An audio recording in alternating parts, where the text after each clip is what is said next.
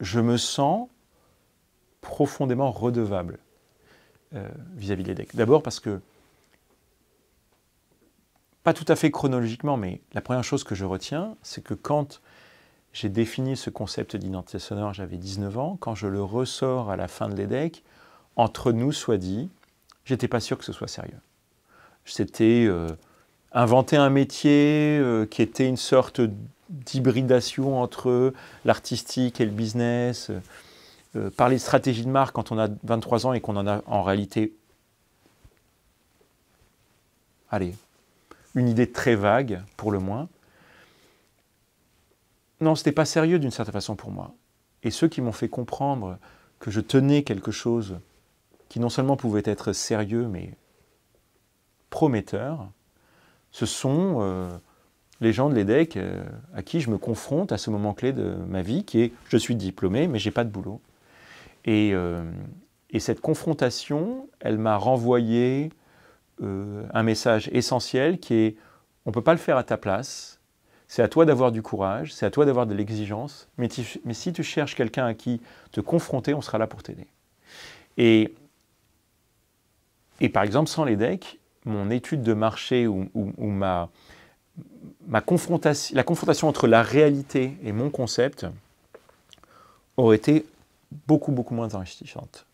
Et beaucoup moins enrichissante, ça veut dire peut-être que je n'aurais pas créé Sixième Son. En fait, le champ des possibles, contrairement à ce qu'on peut penser quand on fait des études, le champ des possibles, pour moi, l'EDEC ne s'est pas refermé sur quelque chose de précis. Voilà, je voulais faire ça.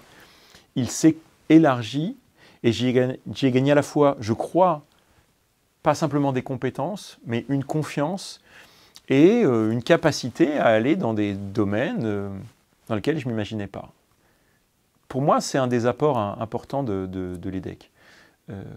Aussi surprenant que ça puisse paraître, moi j'étais quelqu'un d'assez timide et assez effacé.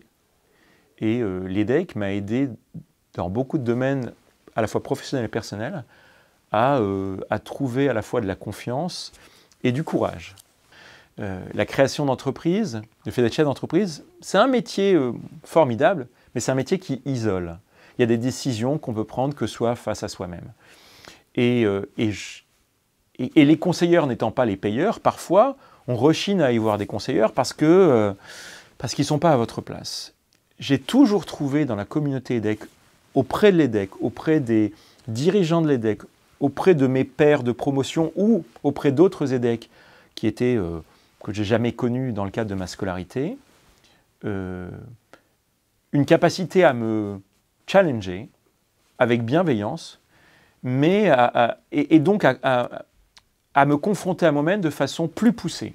C'est vrai que le quotidien d'un chef d'entreprise, et pourtant moi je ne suis pas un chef d'entreprise qui dirige une entreprise de 20 000 salariés, le quotidien il est chargé et c'est parfois difficile de prendre du recul ou de se confronter à des décisions qu'on a prises et dont on devrait de temps en temps se dire ça serait bien de les remettre en cause. Moi j'ai trouvé auprès de l'EDEC et de la communauté EDEC une façon de ressortir moins bête grâce à ces confrontations à la fois bienveillantes et très pro.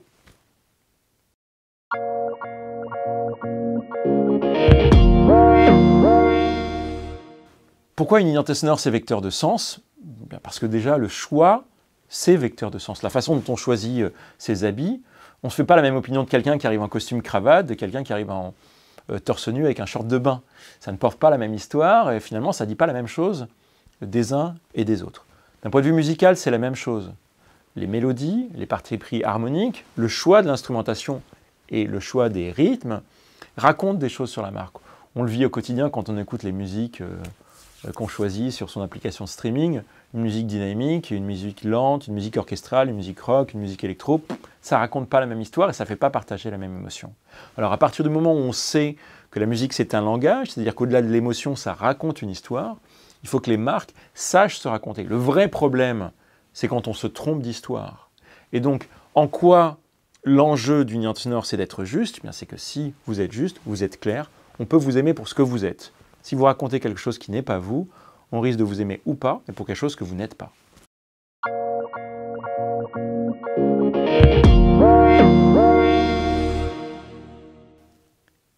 La crise sanitaire rebat les choses de façon très claire sur ce qui relève de l'essentiel, sur ce qui relève du superflu. C'est vrai dans nos vies personnelles, c'est vrai dans nos modes d'achat, et c'est vrai pour les marques, dans la façon qu'ont eu les marques de s'exprimer.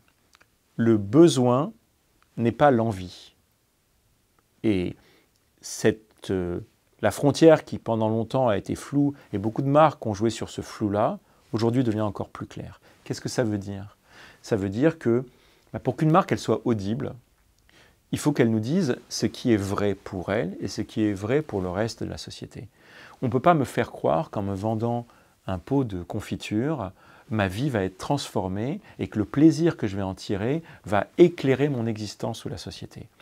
Il faut remettre les choses à leur place et cette crise sanitaire est l'occasion de le faire. C'est donc aussi l'occasion pour les marques d'être très claires sur à quoi elles servent. Pourquoi il y a des gens qui travaillent pour elles et pourquoi il y a des gens qui leur font confiance, ils deviennent leurs clients. Cette contribution, ce sens, si il est flou, l'identité de la marque se dilue. Mais s'il est clair, alors l'identité de la marque non seulement devient, je pense, plus porteuse de relations, mais aussi porteuse d'un sens qui demande à être exprimé. Alors, la relation entre cette crise sanitaire et la question de l'identité des marques est évidente. Si une marque se rend compte qu'elle doit clarifier sa raison d'être et son expression, eh bien cette expression, il va falloir la porter peut-être d'un point de vue graphique, peut-être d'un point de vue sonore. L'incarnation d'une marque dans son identité sonore actuelle offre des opportunités de clarification extrêmement importantes. Mais deuxième chose, à mon sens, beaucoup plus importante, c'est qu'on s'est rendu compte que cette nécessité de clarté vaut aussi pour la dimension émotionnelle de l'expression des marques. Les marques ne sont pas des super-héros et certaines marques n'ont aucune vocation à aller communiquer à travers des émotions où elles ne sont pas légitimes. La légitimité de la communication, c'est aussi la légitimité de l'émotion de la communication. Et aujourd'hui, il est par exemple, de mon point de vue, tout à fait indécent et contre-productif pour une marque d'aller acheter un super tube pour faire jeune, pour faire beau, pour faire dynamique, pour faire ce qu'elle n'est pas. Si une marque est claire sur ce qu'elle est, alors elle doit pouvoir bâtir des outils identitaires qui ne soient propres qu'à elle et qui soient très clairs sur qui elle est, à quoi elle sert et finalement pourquoi on doit l'aimer.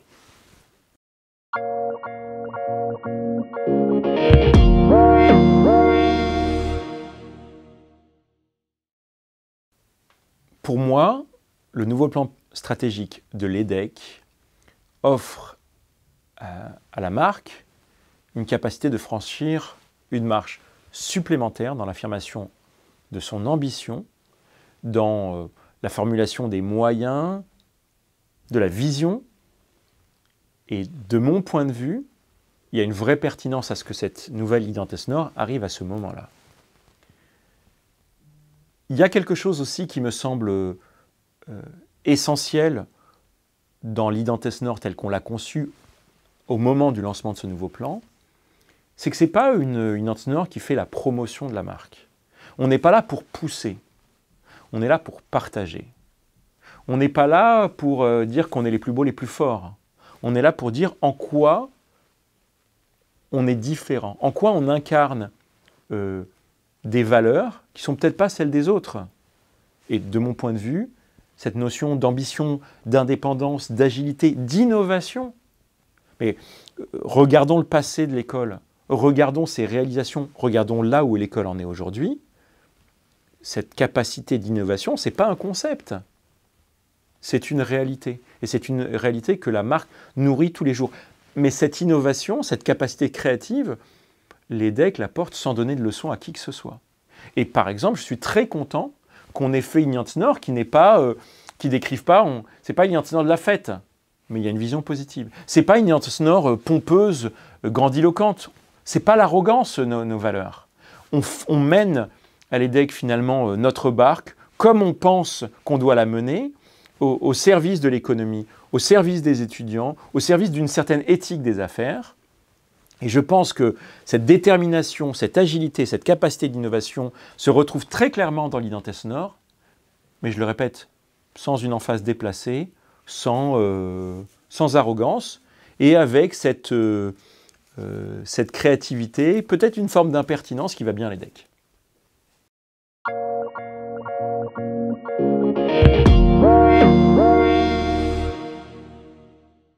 Moi, je suis très heureux qu'on ait pu, avec Sixième Son, offrir cette Identité sonore à l'EDEC.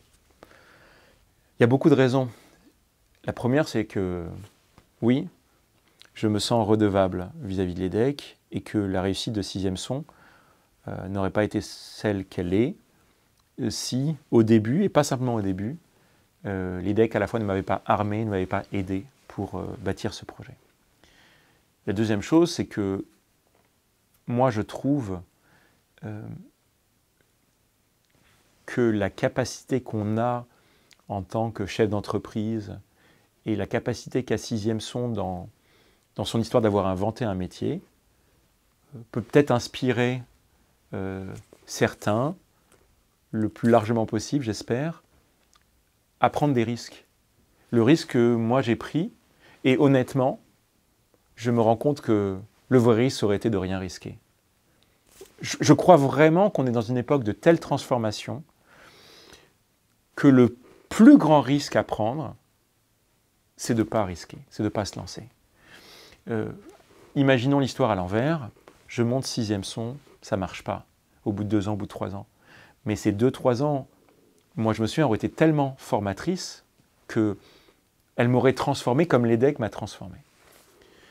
Ensuite, je crois que la vocation d'une entreprise qui est réussie ne se mesure pas au nombre de salariés qu'elle a, au cash flow ou aux résultats qu'elle dégage, mais à la capacité qu'elle peut avoir, modestement ou moins modestement, à aider ceux qui arrivent pour qu'ils fassent leur trou, pour qu'eux aussi eux se réalisent. Et là encore, pas forcément mesurer leur réussite à eux en matière de dollars ou d'euros, ça marche très bien, c'est important l'argent, mais peut-être dans une capacité d'accomplissement. Je crois que le chemin que certains EDEC peuvent montrer aux EDEC de façon générale, c'est qu'il y a des chemins tout tracés qui peuvent très bien aller à certains, et il y a des chemins qui restent à tracer, et que c'est formidable d'inventer son propre chemin.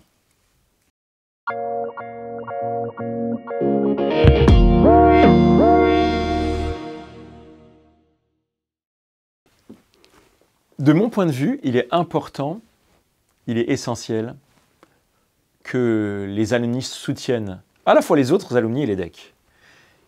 D'abord, si on veut se placer d'un point de vue tout à fait égoïste, porter l'école, porter la marque, c'est s'aider soi-même. Ensuite, parce que les gens de ma génération, peut-être les gens de la génération au-dessus, savent qu'on arrive là où on veut arriver, mais on n'y arrive jamais seul. On a besoin de confronter sa pensée avec l'expérience des autres. On a besoin d'aller chercher une connaissance qu'on n'a pas. Personne ne peut être bon dans tous les domaines. Personne n'a la science infuse sur tous les éléments du management d'une entreprise. Et fondamentalement, voir des jeunes talentueux se réaliser, c'est non seulement bien pour la société, c'est bien pour soi, mais c'est aussi la seule façon qu'on a ensemble, en tant que société, en tant que locataire de cette petite planète, de résoudre des défis qui ne sont pas minces. Et si on ne les résout pas, les choses ne vont pas bien se passer, pas simplement pour la nouvelle génération, elles se passeront bien pour personne. Finalement, je crois qu'on est les maillons d'une chaîne qui part de milliers et milliers d'années avant nous, et que plus les maillons suivants seront forts et soucieux des autres maillons, plus la chaîne se développera de façon saine, durable et heureuse.